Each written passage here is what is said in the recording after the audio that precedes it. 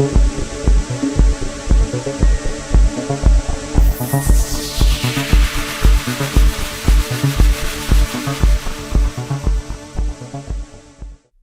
मार्च 1976 کو مجھے special court سے پاکستان کے لیے جاسوسی کرنے کے بے بنیاد الزام کے تحت طویل قید بامشقت کا حکم سنایا جا چکا تھا، جس کے بعد میں فرار ہونے کی کوشش کے بعد بھوت پور کے قریب دوبارہ گرفتار ہو چکا تھا اور کئی تکلیف دہ مراحل اور وعدے تفتیش کی بھول بھلائیوں سے گزرنے کے بعد جے پور جیل میں تھا۔ اس دوران بھارت میں ایمرجنسی نافذ کی جا چکی تھی اور تمام تر بھارتی اپوزیشن کی صف اول کی قیادت سمیت لاکھوں کارکن گرفتار کر لیے گئے تھے۔ اس وجہ سے تمام جیلوں میں گنجائش سے زیادہ قیدی بند تھے اور جیل کو نت نئے مسائل کا سامنا کرنا پڑ رہا تھا۔ اس مشکل صورتحال سے نمٹنے کے لیے بھارت سرکار نے اصولی طور پر یہ فیصلہ کیا تھا کہ بھارت کے طول و عرض میں مختلف الزامات کے تحت گرفتار پاکستانیوں کو ایک جیل میں اکٹھا کر دیا جائے تاکہ ان سے متعلقہ انتظامی مسائل بہتر ڈھنگ سے نپٹائے جا سکیں۔ اس حکم پر فوراً عمل درآمد شروع ہو گیا۔ اس مقصد کے لیے قرۂ فعال الور جیل کے نام پر پڑا اور سبھی پاکستانیوں کو وہاں ٹرانسفر کرنے کے احکامات صادر کر دیے گئے۔ دہلی سرکار کے اس نادر شاہی حکم کی سرتابی کی مجال بھلا کسے ہوتی، لہٰذا ایک ماہ کے اندر ہی 400 کے لگ بھگ پاکستانی شہریوں کو الور منتقل کر دیا گیا۔ مجھے بھی جولائی کی 13 تاریخ کو الور روانہ کر دیا گیا۔ میرے ساتھ بلوال سرگودا کی میاں محمد خان، بھاول نگر کے گاؤں خانہ کے انور ماچھی اور فورٹ عباس کے اللہ یار بھٹی کے لیے بھی یہی حکم کیا گیا تھا۔ ہم چاروں اس فیصلے سے خاصے خوش تھے کہ سبھی ہم وطنوں کے ساتھ مل جل کر رہنے کا موقع ملے گا اور اس طرح شاید اسیری کی تلخیوں میں کسی حد تک کمی واقع ہو سکے۔ الور راجستھان کے شمال مشرق میں آخری ضلع ہے، جس کے بعد صوبہ ہریانہ کی حدود شروع ہو جاتی ہے۔ اس کے آگے دہلی ہے۔ ضلع ہیڈ کوارٹر چھوٹی پہاڑیوں سے گھرا ہوا ہے۔ یہاں کا موسم گرمیوں میں خاصا خوشگوار ہوتا ہے۔ شہر سے قریب 2 میل کے فاصلے پر الور جیل واقع ہے۔ یہ علاقہ ویران سا ہے۔ جیل 2 حصوں میں بٹی ہوئی تھی۔ دیوار کی جانب پرانی جیل کی عمارت تھی جس میں 8 چھوٹی بیرکیں تھیں۔ فصیل کی دوسری طرف کچھ سال پہلے جیل کی نئی عمارت تعمیر کی گئی تھی۔ اس میں بھی 8 بیرکیں اور 2 احاطے تھے۔ بیرک نمبر 15 تا 18 ایک احاطے میں جبکہ 19 تا 22 دوسرے میں تھی۔ نئی اور پرانی جیل کے درمیان 20 فٹ بلند اور 4 فٹ چوڑی دیوار تھی۔ ایک کالے رنگ کا بڑا سا آہنی پھاٹک دونوں جیلوں کو ملاتا تھا۔ جیل کے مرکزی گیٹ کے باہر 4 چھوٹی بیرکوں پر مشتمل الگ حصہ تھا جسے کبھی زنانہ جیل کے طور پر استعمال کیا جاتا تھا، مگر اب اسے کال کوٹھریوں کے طور پر استعمال کیا جا رہا تھا۔ عام طور پر جیل کے اندر ہی کال کوٹھریاں ہوتی ہیں، مگر الور جیل اس لحاظ سے ذرا منفرد نوعیت کی حامل تھی۔ ہم چاروں سپہر 4 بجے مسلح گارڈ کی میت میں جیل ڈیوڑی میں داخل ہوئے۔ ضروری اندرات کے بعد سپرنٹینڈنٹ کا حکم ہوا کہ فی الحال انہیں بیرونی زنان خانے میں رکھا جائے۔ ظاہر ہے ہمیں یہ سن کر قطعی خوشی نہیں ہوئی تھی، کیونکہ ہم تو اس امید پر یہاں آئے تھے کہ خوب گزرے گی، جو مل بیٹھیں گے دیوانے۔ مگر وہاں ہماری خوشی یا ناخوشی کی بھلا کسے پرواہ تھی۔ بیڑیوں سمیت فوراً ہی کال کوٹھیوں میں پہنچا دیے گئے۔ البتہ وہاں ہمیں صرف 2 راتیں گزارنا پڑی۔ اگلے ہی روز ڈیوٹی حوالدار شبو دیال نے ہمیں آ کر خوشخبری سنائی کہ تم چاروں کو پاکستانی وارڈ میں بھیجنے کا آدرش آ گیا ہے۔ ہم نے فوراً ہی اپنا بوریا بستر جو ایک عدد دری اور کمبل پر مشتمل تھا سمیٹا اور حوالدار موصوف کا شکریہ ادا کرتے ہوئے اس کی رہنمائی میں جیل ڈیوڑی کی جانب چل پڑے۔ وہاں سے ہوتے ہوئے چیف ہیڈ وارڈن کے دفتر پہنچا دیے گئے۔ ہم چاروں پاکستانی حصے میں داخل ہوئے تو یوں لگا جیسے دل کی سبھی مرادیں بر آئی ہوں۔ جب ہم چاروں پاکستانی حصے میں داخل ہوئے تو سبھی لوگوں نے بڑی گرم جوشی سے ہمارا استقبال کیا۔ وہ ہمیں یوں مل رہے تھے جیسے ہم بڑی اہم شخصیات ہوں۔ اس غیر معمولی احترام کی فوری وجہ تو ہم میں سے کسی کی بھی سمجھ میں نہ آئی، کیونکہ ہمیں اپنے بارے میں کسی قسم کی خوش فہمی نہ تھی، بلکہ من آنم کے من دانم والا معاملہ تھا۔ لیکن بلا عزت کسی اچھی نہیں لگتی، لہٰذا ہم چاروں بھی وقتی طور پر ہوا کے گھوڑے پر سوار تھے اور اپنی تمام تکلیف بھلا بیٹھے تھے۔ ہم چاروں کو 15 نمبر بیرک میں جا کر ٹھہرایا گیا۔ وہاں موجود اکیلی شخصیت کے مالک ایک صاحب نے اپنے ساتھی کے لیے ہمارے لیے چائے بنانے کا کہا تو ہمیں اندازہ ہوا کہ یہ شخص یہاں خاصی نمایاں حیثیت کا حامل ہے۔ میاں محمد خان نے اس کی طرف استفہامیہ نگاہیں اٹھائی تو ان کا مدعا بھانپ کر وہ جوان عمر شخص گویا ہوا، میرا نام سید توسل حسن ہے اور میں پاکستانی پنجاب کے ضلع لیا سے تعلق رکھتا ہوں۔ اس کا لہجہ انتہائی شائستہ تھا۔ مزید بات چیت سے اندازہ ہوا کہ موصوف کو گفتگو کا سلیقہ آتا ہے۔ اس نے بتایا کہ وہ بغیر پاسپورٹ اور ویزے کے بھارت پہ اپنے عزیزوں سے ملنے آیا تھا اور اس جرم کی پاداش میں 1 سال کی سزا بھگت چکا ہے اور اب ڈیفینس آف انڈیا رولز کے تحت نظر بند ہے۔ میاں محمد اس کو بغور دیکھتے ہوئے بولا، سزا ختم ہونے کے بعد بھی آپ کو وطن کیوں نہیں بھجوایا گیا؟ توسل شاہ اپنے مخصوص اور سنجیدہ انداز میں بولا، محمد خان جی، میں ہی نہیں، یہاں موجود 300 سے زائد افراد اپنی سزائیں کاٹ چکے ہیں۔ ان میں 50 سے زائد عورتیں اور بچے بھی ہیں، اور سبھی دہلی سرکار کے نادر شاہی حکم کے تحت نظر بند ہے۔ سرکار کا کہنا ہے کہ مناسب وقت پر تمہیں پاکستان بھجوا دیا جائے گا۔ مزید استفسار پر معلوم ہوا کہ ان لوگوں میں اصل پاکستانی تو 60-70 سے زائد نہیں، باقی سبھی خواتین و حضرات بنگلہ دیشی یا بہاری ہیں جو پاکستان جاتے ہوئے گرفتار ہوئے۔ بھارتی پولیس نے اپنے کاغذات میں انہیں پاکستانی شہری قرار دے کر جیل میں بھجوا رکھا ہے۔ یہ بات ہمارے لیے یقیناً اچنبھے کا باعث بنی تھی۔ میں دھیرے سے بولا، مگر شاہ صاحب یہ تو سراسر زیادتی ہے۔ اتنے سارے لوگوں کو زبردستی پاکستانی قرار دینا انسانی حقوق کی خلاف ورزی کے ضمن میں نہیں آتا۔ توسل شاہ نے میری جانب یوں دیکھا جیسے میں نے کوئی احمقانہ بات کہہ دی ہو۔ جناب، آپ کون سے انسانی حقوق کی بات کرتے ہیں؟ بھارتی حکام کی نظر میں دنیا کا ہر مسلمان عموماً اور بھارتی مسلمان خصوصاً پاکستانی ہے۔ اس کا بس چلے تو سبھی بھارتی مسلمانوں پر پاکستانی کا لیبل لگا کر یا تو انہیں ختم کر دے یا دیش سے نکال دے۔ کچھ توقف کے بعد توسل شاہ بولا، آپ چاروں کی کال کوٹھے بھجوائے جانے کی خبر ہمیں مل گئی تھی، جس پر ہمیں سبھی نے بھوک ہڑتال کی دھمکی دی۔ اس کے نتیجے میں حکام نے آپ چاروں کو بیرک میں بھجوایا ہے۔ میں نے اس کا شکریہ ادا کیا تو وہ بات مکمل کرنے سے پہلے جلدی سے بولا، یار میں نے شکریہ وصول کرنے کے لیے نہیں تمہیں یہ بات بتائی، بھلا اس میں ایسی کون سی بات ہے؟ یہاں دشمن دیش میں اگر ہم لوگ ایک دوسرے کی بھلائی نہیں سوچیں گے تو پھر ہمارا اللہ ہی حافظ ہے۔ اپنے ملک میں رہتے ہوئے تو ہمیں ایک دوسرے کی ٹانگ کھینچنے سے بھی فرصت نہیں ملتی۔ پھر آپ چاروں تو ہم سب کے لیے اس لیے بھی محترم ہے کہ ہم سب اسمگلنگ یا دیگر ذاتی مفادات کے اصول کے بھارت میں داخل ہوئے تھے، جبکہ آپ چاروں قوم کے اجتماعی مفاد میں یہ مصائب جھیل رہے ہیں۔ بات کچھ طول پکڑ گئی تو لہٰذا اللہ یار بھٹی اپنے مخصوص اکھڑ لہجے میں بولا، شاہ جی، اس ذاتی اور اجتماعی مفاد میں جو بڑی معمولی سی حد فاضل ہوتی ہے، اس پر کبھی کس وقت بات کر لیں گے۔ فی الحال تو آپ ہمارے پیٹ کی مفاد کے بارے میں سوچیں۔ نوجوان توسل شاہ خوش دلی سے ہنستے ہوئے بولا، واقعی آپ لوگوں کو بھوک لگی ہوگی۔ وہ وہی بیٹھے ہوئے بلند آواز میں بولا، ارے بھائی شیر محمد، جلدی کرو، تم چائے پکا رہے ہو یا پائے؟ چند روز وہاں رہنے کے بعد معلوم ہوا کہ توسل شاہ کو وہاں موجود پاکستانی قیدیوں کے مسلمہ رہنما کی حیثیت حاصل ہے اور وہ بڑی خوش اسلوبی سے اپنے فرائض انجام دے رہا ہے۔ چند روز بعد وہاں کی خوشگوار فضا میں ہم لوگ قید کی تلخیاں بڑی حد تک بھلا بیٹھے تھے۔ اپنوں کے درمیان جیل بھی اچھے لگنے لگی تھی۔ ہمارے وہاں پہنچنے سے قبل ہی پاکستانی نظر بندی خاصی امرات حاصل کر چکے تھے۔ اگرچہ امرات انہیں کسی نے پلیٹ میں رکھ کر پیش نہیں کی تھی، بلکہ سبھی نے اپنے مثالی اتحاد و اتفاق اور توسل شاہ کی فعال قیادت میں یہ سب کچھ حاصل کیا تھا۔ وہاں جمع ہونے کے کچھ روز بعد ہی ٹریڈ یونین طرز کی سرگرمیاں شروع ہو گئی تھی۔ توسل شاہ کی تجویز پر 8 آدمیوں پر مشتمل مجلس عاملہ تشکیل دی گئی۔ ہر بحری کا ایک نمائندہ عاملہ کا رکن تھا، جبکہ توسل شاہ اور ظفر اقبال بالترتیب غیر اعلانیہ طور پر صدر اور نائب صدر کے فرائض انجام دے رہے تھے۔ شروع میں جیل حکام سے والی بال کھیلنے کی اجازت اور سامان حاصل کیا گیا۔ اس کے ساتھ ہی ہر بیرک میں ایمپلیفائر لگا کر ریڈیو سننے کی اجازت بھی لے لی گئی۔ تمام پاکستانی قیدیوں نے کسی قسم کی مشقت کرنے سے بھی انکار کر دیا، جسے مجبوراً جیل حکام کو تسلیم کرنا پڑا، کیونکہ آئے دن کی بھوک ہڑتال سے ان پر خاصا دباؤ پڑتا تھا۔ چند روز بعد پاکستانی مجلس عاملہ نے ہندوؤں کے ہاتھ کا پکا ہوا کھانا کھانے سے انکار کر دیا۔ یہ بات حکام کو سخت ناگوار گزری تھی، مگر کسی فوری ہنگامے سے بچنے کی خاطر یہ مطالبہ بھی تسلیم کر لیا گیا اور خشک راشن فراہم ہونے لگا، جسے خود پاکستانی پکاتے تھے۔ جیل کے لحاظ سے سہولتیں مثالی تھیں۔ بھارتی حکام ان سب معاملات کو بڑی تشویش سے دیکھ رہے تھے۔ وہ اب اپنے اس فیصلے پر اکثر تعصب کا اظہار کرتے تھے کہ تمام پاکستانیوں کو ایک جگہ کیوں جمع کیا گیا، مگر فی الحال کسی مصلحت کی بنا پر خاموش تھے۔ اگلے اتوار دوپہر کے وقت والی بال گراؤنڈ میں دریا اور کمبل بچھا کر ہم چاروں کے اعزاز میں بڑے کھانے کا اہتمام کیا گیا تھا۔ کھانے میں ماش کی تڑکے والی دال اور آلو کی بھجیا شامل تھی۔ سوائے خواتین کے سب پاکستانی مرد اور بچے اس دعوت شیراز میں شامل ہوئے۔ کھانے کی لذت اپنوں کی چاہت کی بدولت دوبالا ہو گئی تھی۔ کھانے کے بعد چائے کا دور چلا اور پھر زور کی نماز باجماعت ادا کی گئی۔ اس کے بعد خوش گپیوں اور باہمی تعارف کا سلسلہ شروع ہوا۔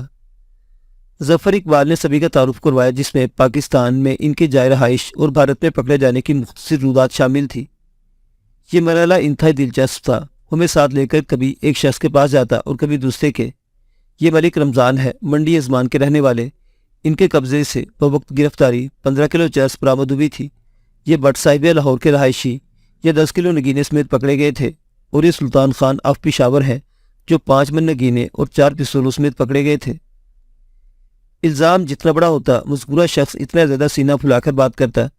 इस चक्कर में खासा वक्त गुजर गया तो मैंने कहा, यार जफ़र साहिब, अब चलो चलकर बैठते हैं, तारुफ की अगली किस्त फिर कभी सही। मगर जफ़र इकबाल मेरी बात नज़रअंदाज करते हुए बोला, वो दरख्त से टेक लगे जो साहिब आंखें मूंदे बैठे हैं, वो हासिलपुर की बशीर अहमद है।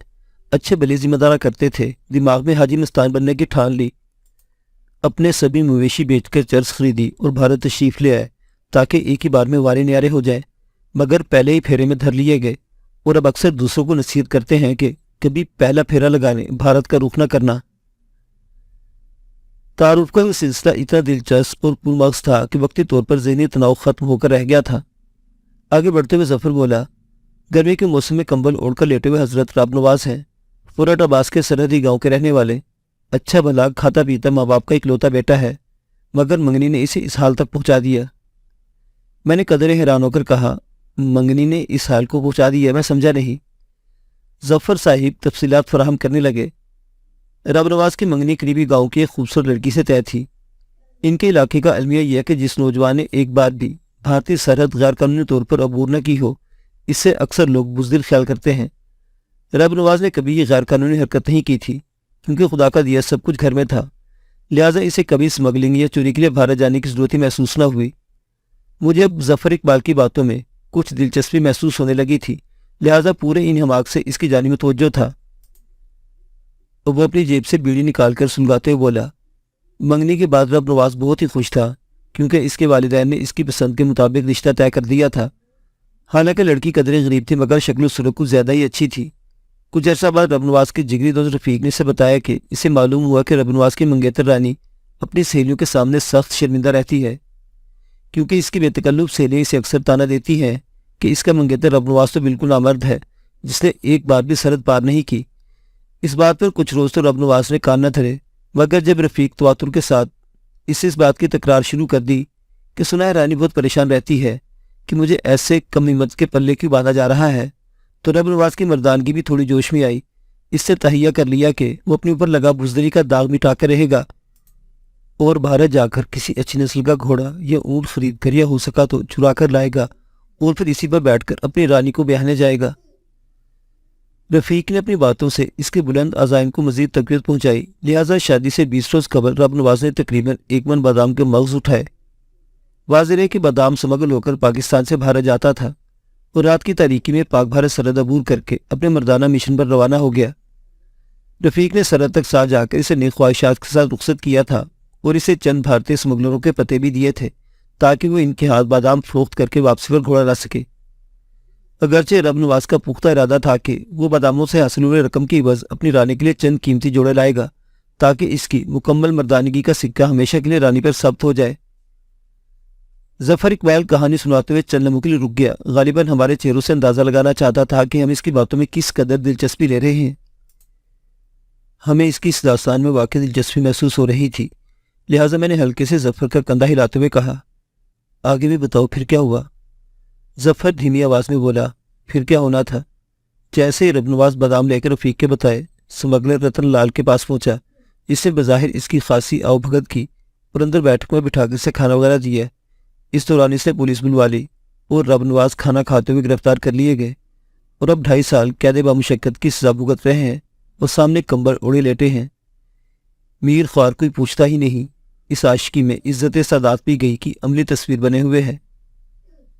जफ़र की बात सुनकर मुझे समझ नहीं आ रही थी कि राब नवाज की हालत ज़ाहिर पर इजहार अफसोस करूं या इसकी हिमाकत पर। सफ़र ने चंद लम्हों तक हम चारों के चेहरों का जायजा लेने के बाद शगुफ्ता अंदाज में कहा, इसके बाद पता है क्या हुआ। मियाँ मोहम्मद खां कुचलकर बोला, यार अब इस किस्से को ख़त्म भी करो, इसके बाद भला क्या होना था। जफ़र धीरे से मुस्कुराते बोला, जनाब यही तो आपको मालूम नहीं कि इस कहानी का क्लाइमेक्स क्या है। हम चारों इसकी जानिब कुछ कहे बगैर इस्तेफामिया निगाहों से देखने लगे। वो अपनी बात मजीद आगे बढ़ाते हुए कहने लगा, राब नवाज की गिरफ्तारी के चंद माह बाद इनके करीबी गांव का एक शख्स भारत में पकड़ा गया। इसके ज़ुबानी पता चला कि राब नवाज की गिरफ्तारी के ठीक 1.5 माह बाद इसके जिगरी दोस्त रफ़ीक और इसके मंगेतर रानी की शादी हो गई थी। दरअसल इन दोनों ने अपनी मिली भगत से राब नवाज को भारत जाने पर उकसाया था और जब ये वापस न आया तो اسے بھارت جا کر اپنی مردانگی کا ثبوت فراہم کرنے والے مرد رانا نے اس کی عدم موجودگی میں خود اس کی منگیتر سے شادی رچا لی، اور اب ربنواز اکثر و بیشتر نالے ران گئی نالے کان پاٹے کا ورد کرتا رہتا ہے۔ اس قصے نے یقیناً ہم سب کو مسکرانے پر مجبور کر دیا تھا۔ تبھی مؤذن نے عصر کی اذان دی اور سبھی نے نماز ادا کی۔ شام کے سائے ڈل چکے تھے اور کچھ دیر بعد سب کو اپنی اپنی بیرکوں میں بند کر دیا گیا۔ رات 8:30 بجے اچانک آسمان بادلوں سے ڈھک گیا۔ گرمی کی شدت سے لوگوں کا برا حال تھا۔ اگرچہ پہاڑی علاقہ ہونے کے سبب گرمی بہت شدید نہیں پڑتی تھی، مگر اس برس خلاف معمول نسبتاً زیادہ گرمی پڑی تھی۔ بادلوں کی آمد اور ٹھنڈی ہوا کے جھونکوں سے ہر شخص بڑی فرحت محسوس کر رہا تھا۔ بادل خاصی دیر گھنگرج کے جوہر دکھاتے رہے۔ ہر شخص بارش کی دعا کر رہا تھا، مگر اکثر لوگوں کا خیال تھا کہ اتنا گرجنے والے برستے نہیں، لہٰذا ہوا کچھ دیر بعد ان بادلوں کو اڑا کر لے جائے گی۔ مگر کچھ دیر بعد پتہ چلا کہ گرجنے والے کبھی کبھار برس بھی پڑتے ہیں، اور جب برسنے لگے تو رکنے کا نام نہیں لیتے۔ 1-1.5 گھنٹے کی بارش نے چاروں طرف جل تھل کر دیا تھا۔ بیرک کی چاروں طرف دیواروں میں لوہے کی مضبوط سلاخیں لگی تھی، جن سے آدمی تو باہر نہیں جا سکتا تھا، مگر بارش کی تیز بوچھاڑ ضرور اندر آتی تھی، اور آج بھی 3 اطراف سے آ رہی تھی۔ لہٰذا سبھی لوگ چوتھے محفوظ کونے میں سمٹ گئے۔ گرمی کے ان دنوں میں بھی اکثر لوگوں کو ٹھنڈ محسوس ہو رہی تھی، چنانچہ سبھی بارش رکنے کی دعائیں کر رہے تھے۔ ایسے میں بھلا نیند کی سیانا تھی، لہٰذا وقت گزاری کے لیے آپس میں بات چیت ہی واحد سہارا تھی۔ میں ظفر اقبال کی باتوں سے اب اس قدر اکتا چکا تھا اور سلاخوں سے باہر برستی برسات کو دیکھنے میں محو تھا۔ کچھ دیر بعد یوں ہی میں نے بیرک کے اندر لوگوں پر طائرانہ سے نظر ڈالی۔ آخری کونے والے بستر پر بیٹھا شخص بوچھاڑ میں بھیگتے ہوئے جانے باہر فضاؤں میں کیا ڈھونڈ رہا تھا۔ میری نظریں اس پر جم کر رہ گئی۔ وہ 35-40 سال کا پروکار شخص تھا، مگر سب سے الگ تھلگ جانے کیا سوچ رہا تھا۔ غیر ارادی طور پر میرے قدم اس کی جانب اٹھ گئے۔ میں اس کے قریب پہنچ کر کچھ دیر ٹھہرا رہا۔ اس نے مجھ پر ایک اچھڑتی ہوئی نگاہ ڈالی اور سپاٹ انداز میں بولا، آؤ بیٹھ جاؤ۔ میں اس کے بستر پر بیٹھ گیا، مگر مجھ سے بے نیاز دوبارہ بارش کے نظارے میں گم ہو گیا۔ میں نے بھی اسے ٹوکنا مناسب نہ سمجھا، اگرچہ خود کو یوں نظر انداز کیے جانے پر خاصی خفت محسوس ہو رہی تھی۔ اس دوران ظفر اقبال نے جو وہاں بیٹھے دیکھا تھا، لہٰذا وہ چھوٹے چھوٹے قدم اٹھائے میری جانب بڑھا۔ قریب آ کر وہ بھی چلنے میں خاموش کھڑا رہا۔ بیٹھے ہوئے شخص نے اس کی موجودگی کو محسوس کر کے چند لمحوں کے اس کی جانب دیکھا اور دوبارہ اپنے خیالوں میں گم ہو گیا۔ ظفر چند ثانیوں بعد مجھ سے مخاطب ہوا۔ اس کے لہجے میں وہی مخصوص شگفتگی تھی۔ ارے بھائی ابو جواد صاحب، کیا آپ کا تعارف ان سے نہیں ہوا؟ میں نے نفی میں سر ہلا دیا۔ وہ فوراً روا ہو گیا۔ یہ حضرت شادی شدہ ہے۔ میں نے قدرے حیران ہو کر کہا، کیا مطلب؟ کیا یہاں موجود باقی پاکستانی سبھی کنوارے ہیں؟ ظفر میری حیرانی سے محظوظ ہوتے بولا، نہیں جناب، ایسی بات تو نہیں، مگر یہ ہمارے مراد صاحب دنیا کے پہلے اور غالباً آخری شوہر ہیں جنہیں اپنی بیوی سے محبت ہی نہیں بلکہ عشق ہے، اور عشق بھی ایسا ویسا نہیں بلکہ۔ مراد صاحب ڈانڈے کے انداز میں بولے، ظفر میں نے تم سے کتنی بار کہا ہے کہ مجھے جگت بازی اچھی نہیں لگتی، مگر تمہیں تو ہر وقت اپنی بکواس جاری رکھتے ہو۔ ظفر اس کی باتوں کو نظر انداز کرتے مجھ سے دوبارہ مخاطب ہوا، ہاں تو میں یہ کہہ رہا تھا، ان کا اپنی شریک حیاء سے عشق لالا مجنوں اور سسی پنو والا ہے، بلکہ پنو کے نقش قدم پر چلتے ہوئے اپنے سسی کو سوتے میں چھوڑ آئے ہیں اور اب ہر وقت اس کی یاد میں آہیں بھرتے رہتے ہیں۔ اس دوران مراد نے تیکھی نظروں سے ظفر کو گھورا اور اس کے کان روڑتے ہوئے سخت لہجے میں بولے، جاؤ دفع ہو جاؤ، ہر وقت کا مذاق اچھا نہیں ہوتا، مجھے سنجیدگی سے ان کے ساتھ بات کرنے دو۔ ظفر وہاں سے فوراً اٹھ گیا تھا۔ مجھے ظفر اور مراد کے قلبی تعلق کا کچھ اندازہ ہو گیا تھا، کیونکہ مراد کے لہجے میں اس کے لیے پدرانہ شفقت موجود تھی۔ اس کے جانے کے بعد مراد مجھ سے بولا، یار معاف کرنا، تم خاصی دیر سے بیٹھے ہو اور میں اپنے آپ میں گم رہا، خیر اپنے بارے میں بتاؤ کہ کب پکڑے گئے؟ اور میں نے اس کی بات درمیان میں کاٹتے ہوئے کہا، میرے بارے میں تو آپ یقیناً آگاہ ہو چکے ہوں گے، کچھ اپنی سنائیے۔ اس کے بعد ہم دونوں خاصی دیر تک بیٹھے باتیں کرتے رہے۔ میں نے محسوس کیا کہ وہ ایک نفیس آدمی ہے، لہٰذا آئندہ اس کے ساتھ گپ شپ جاری رہنی چاہیے۔ کچھ عرصے تک تو مراد کچھ لیے رہا اور محض رسمی باتوں سے آگے نہ بڑھا۔ اس کا مجموعی رویہ عجیب سا تھا، زیادہ تر اپنے آپ میں کھویا رہتا۔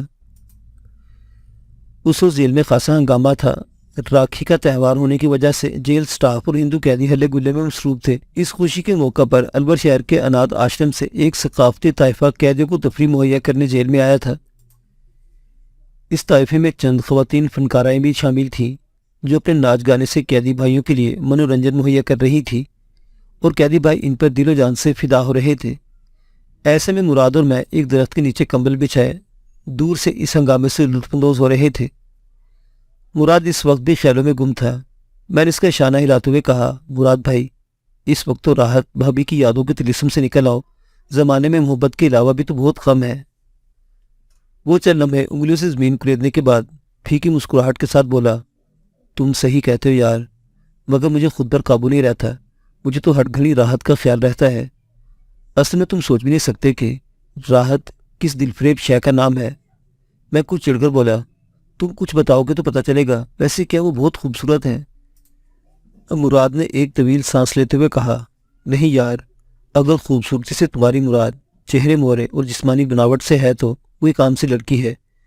میں یہ نہیں کہوں گا کہ وہ ہزاروں یا لاکھوں میں ایک ہے، مگر اس کی سیرت کہیں زیادہ دلکش ہے۔ بہرحال اگر تم زیادہ بضد ہو تو میں تمہیں اس کے بارے میں کچھ تفصیل بتائے دیتا ہوں۔ یہ کہہ کر مراد پھر اپنے خیالوں میں کھو گیا۔ چند لمحے اس کی یہ کیفیت رہی، پھر آہستگی سے بولا، میرے والد محکمہ انہار میں SDO تھے۔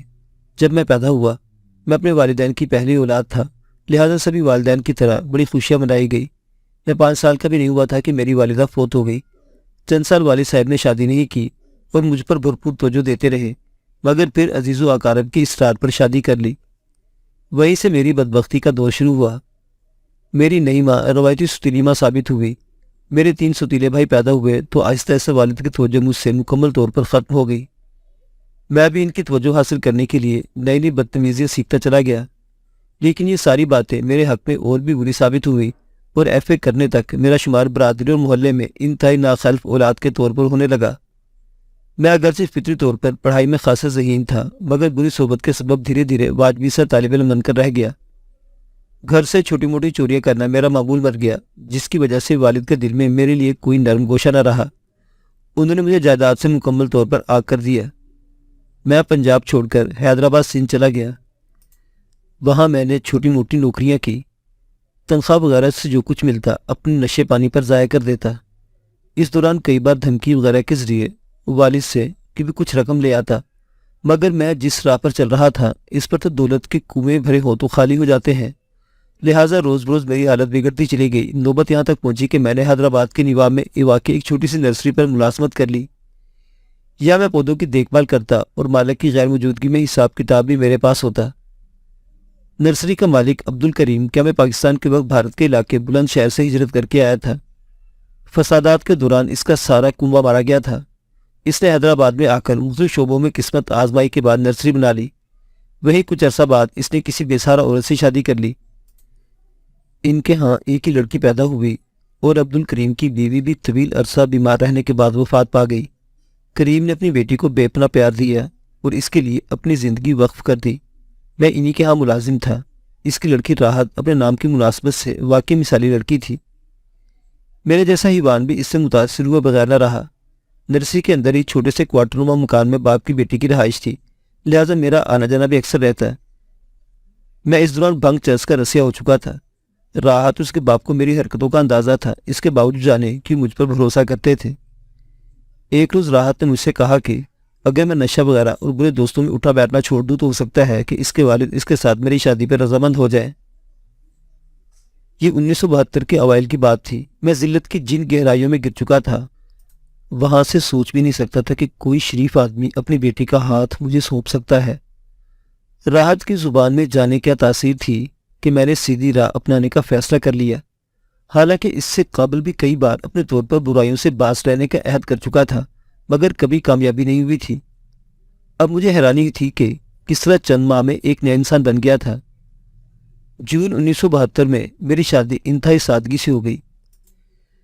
ہماری شادی میں میری جانب سے میرا دوست ظفر اقبال ہی تھا، جبکہ ان کے بھی چند پڑوسیوں کے سوا اور کوئی نہیں تھا۔